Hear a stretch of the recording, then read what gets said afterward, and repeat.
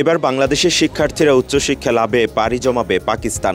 সেখানকার 15টি শীর্ষস্থানীয় বিশ্ববিদ্যালয় দেশের 500 শিক্ষার্থীকে পূর্ণ স্কলারশিপ দিতে চট্টগ্রাম বিশ্ববিদ্যালয়ে আয়োজন করল এডুকেশন এক্সপো নামের একটি অনুষ্ঠান। পাকিস্তান উচ্চশিক্ষা ও সাংস্কৃতিক বিনিময়ের লক্ষ্যে আয়োজিত এই অনুষ্ঠানের উদ্বোধন করা হয় গত 26 নভেম্বর বুধবার সকাল 10:30টায়। Pakistan Bangladesh college knowledge corridor প্রকল্পের আওতায় চট্টগ্রাম বিশ্ববিদ্যালয় ইনস্টিটিউশনাল কোয়ালিটি অ্যাসুরেন্স সহায়তায় আয়োজিত এই অনুষ্ঠানের উদ্বোধন করেন উপাচার্য প্রফেসর ডক্টর মোহাম্মদ ইয়াহিয়া আক্তার।